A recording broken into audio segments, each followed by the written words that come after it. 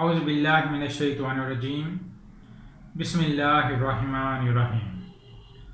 अस्सलामु अलैकुम वरहमतुल्लाहि वबरकातुहू। हकीम मोहम्मद अल्ताफ़ मुस्तनिद गवर्नमेंट तिबिया कॉलेज भावलपुर।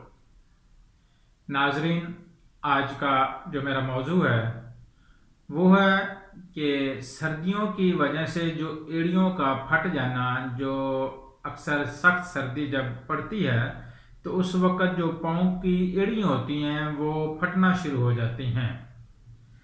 ये इसका जो आज हल है, बिल्कुल आसान हल, आसान इलाज, घरेलू टोटका मैं आपको बताना चाहता हूँ, जो कि आप इसे घर में ही बनाकर इसको इस्तेमाल कर सकते हैं। अगर आप नहीं बना सकते तो आप हमारे पास ये चीज़ मौजूद होती है, मरहम बनी बनाई, ये आप हमसे भी वसूल कर सकते हैं, हमसे भी मंगवा सकते हैं। और एक आपको कोशिश ये करनी चाहिए कि ये अगर आप किसी मुस्तनिद मुआलिज की निगरानी में बनानी चाहिए, खुद कोशिश नहीं करनी चाहिए। ये बिल्कुल ही आसान एक घरेलू टोटका है जो कि आप अपने घर में बना सकते हैं, लेकिन किसी अच्छे मुआलिज के सामने इसे बनाना चाहिए। इसमें से 2 से 3 चीज़ें हैं। रोगन सरसों आपने लेना है 200 ग्राम।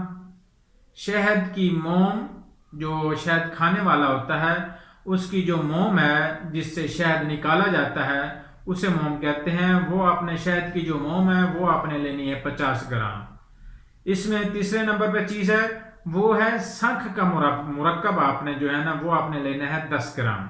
ये एक अदविया है, इसका जो शंख का बाकायदा एक मुरक्कब बनाया जाता है जो कि मुआलिज हजरात ही बनाते हैं, उनसे आपको ये मिल जाएगा। क्योंकि आपने मुआलिज की निगरानी में बनाना है, तो जिस मुआलिज की निगरानी में आप बनाएंगे तो उसी मुआलिज से ही आपको शंख का मुरक्कब मिल जाएगा। ये आपने लेना है 10 ग्राम, यानी कि ये टोटल होगी 3 चीज़ें। रोगन सरसों 200 ग्राम, शहद की मोम 50 ग्राम, शंख का मुरक्कब 10 ग्राम। इसका जो बनाने का तरीका है, तेल को आप किसी भी बर्तन में डालकर उसको आप आग पर रखें। जब वो ऑयल जो है ना, तेल सरसों का अच्छी तरह गर्म हो जाए तो उस वक़्त आपने इसके अंदर मोम डालनी है। जब आप मोम डालेंगे तो मोम बिल्कुल ऑयल में जाके पिघल जाएगी, ऑयल के साथ बिल्कुल पिघल जाएगी, मिक्स हो जाएगी।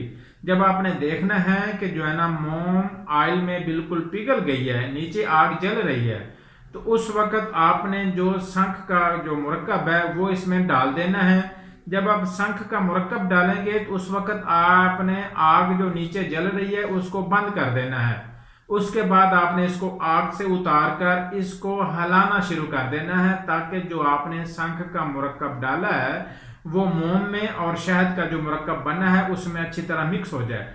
आप इसको हिलाते जाएंगे, वो इसमें मिक्स होती जाएगी और ये ठंडा भी होना शुरू हो जाएगा। जब आप देखें कि तीनों अज्जा बिल्कुल यकजान हो गए हैं, अच्छी तरह मिक्स हो गए हैं, तो आप इसको ठंडा होने पर किसी भी बर्तन में महफूज कर लें। इसको जो लगाने का जो तरीका है, रात सोते वक्त आप जो पाँव को अच्छी तरह वॉश करें।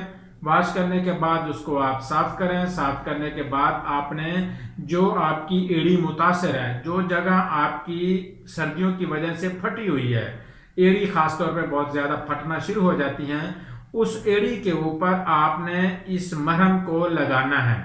जब आप उसके ऊपर मरहम लगा लेंगे, जब आप देखेंगे कि मरहम जज़ब हो गई है, तो आप उस वक़्त ऊपर से जुराब पहन लेंगे। जुराब पहनने के बाद आप बिल्कुल साफ ज़रा सो जाएंगे। सोने के बाद आपने और क्या करना है कि इसको जो है ना, जब आप सुबह उठेंगे तो इसको आपने अच्छी तरह वॉश करना है, वो साबुन के साथ अच्छी तरह पाँव को धो लेना है। तो इंशाल्लाह 2 से 3 दिन में जो आपकी एड़ियाँ फटी हुई थी वो ठीक हो जाएंगी। ये एड़ियों की जो सर्दियों की वजह से फटती हैं उसके लिए बहुत ही ज़बरदस्त घरेलू टोटका है और ये इसका एड़ियों का इलाज भी है। इसको इस्तेमाल करें। अल्लाह।